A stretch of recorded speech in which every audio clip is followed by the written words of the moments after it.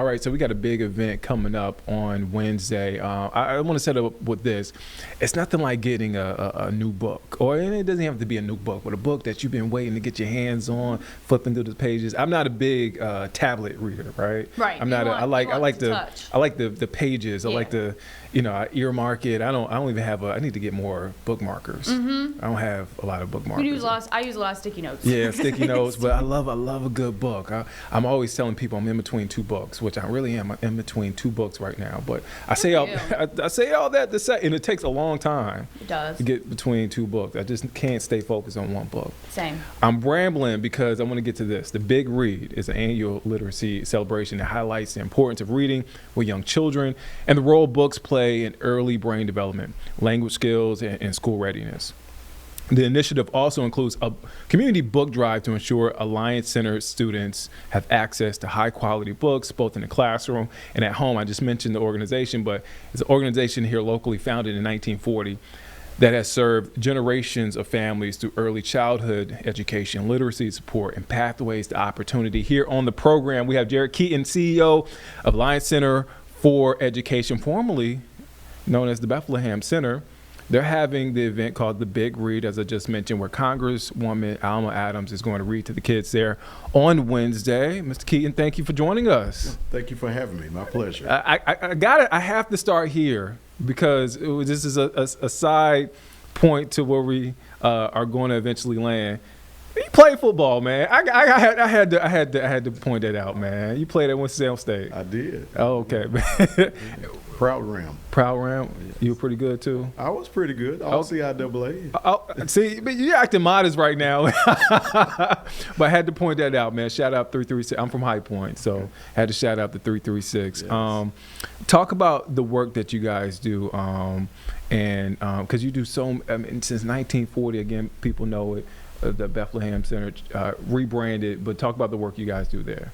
Absolutely. So we start early. We've got kids as early as 6 months old in our early Head Start program.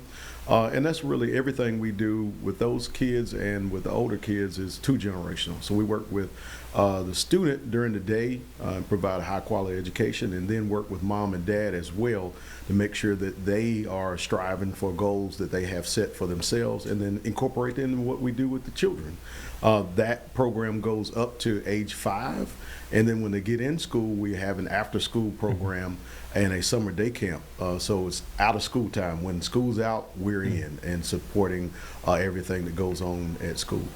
You're a busy man, CEO. That means a lot of things go through you. Best part about the job? Best part about the job is everything I do is directed towards getting young people ready for their future. And so whether it's raising money or whether it's working to strategize on what's next for the community, it's all aimed at the most important citizens in Charlotte, and that's our young folks. I mentioned this. I went on a little bit of a tangent about how I just love going through a book, filling the pages. Not really a tablet guy when it comes to reading, but I just love a physical copy of a book. To have an event like this, what does it mean for those kids, those families to have the Big Read? It's a wonderful event. One is it gets community leaders in front of them to show them that everybody uses literacy in their work. So it's an inspiring event for the kids, but it's also an opportunity for us to collect books, not only for their classrooms and their preschools, but also in their homes. Having books in the home are one of the greatest indicators of kids being literate and also being successful overall in life. Is it challenging to get kids to gravitate towards the books? Because, I mean, I feel like there's a generation, the kids you serve now, I mean, technology is king. I mean, you want to play the game? I get it. I get it. Trust me. A lot of distractions. A lot of distractions. But to get kids fascinated and really into the books, is that a challenge? Well, we get them young. Okay. And so read aloud is a part of our everyday schedule with our infants and toddlers and our preschoolers. And then that's a part of our everyday afternoon activities with them when we have them in elementary school and middle school as well. So our kids, it's just ingrained in the part of their daily activities. How does that translate to the parents? Because, unfortunately, there are some parents, man, that, literacy rates are not where it should be. But having that influence of, okay, my kid has an assignment or my kid is reading, how does that influence the parents or motivate the parents?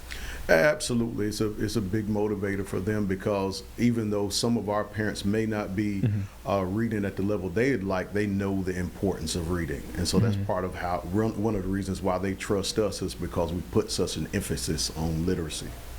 Now I got to ask, are you what are you reading right now? I know you have a lot. You're a busy man. You're a busy man. You're CEO. You're the big dog. But what are you reading right now? I am actually in between books. I'm getting ready to read one of Jason Wilson's, his latest novel. Which one is it? So this is the Comprehensive Man. I just read that book. A 10 out of 10. Wow. Okay. Yeah. That's a great endorsement. Yeah. You said you're in between. So that book, and is there another book that you're in between? Last read, I'm trying to think, was a novel about some history about Charlotte, and it was written by a local author, and we were a part of that story in the Brooklyn community, and the evolution of Charlotte and its low-income citizens. Oh, I gotta. What's the title of that book? I'm trying to remember the title of the book, and I'm gonna email Jay Hill. I'm gonna text Jay Hill, get a title, because I'm always looking for a good. Especially I love history. I'll share with you. I'm reading. I'm in between, and I'm a little ashamed to say, because I feel like I should have read this book a lot earlier, but Assata Shakur's autobiography, and The Upcycled Self by Black Thought. So I'm in between those two books right now. Okay. I was starting my morning with some Ta-Nehisi Coates. A little bit too deep for me in the morning, so that's more of a evening read. But I always feel like that's such a cool thing when you're able to ask folks what are they reading. And hopefully these young people are able to do that, because I feel like that at one point that was kind of lost. I don't know if you felt like that at all, where you ask somebody, what are you reading? And you have a conversation off of that. Yeah, I don't usually ask that question. That's an interesting question. I think it says a lot about how people process what reading is for, and how it can enhance your life, especially as an adult.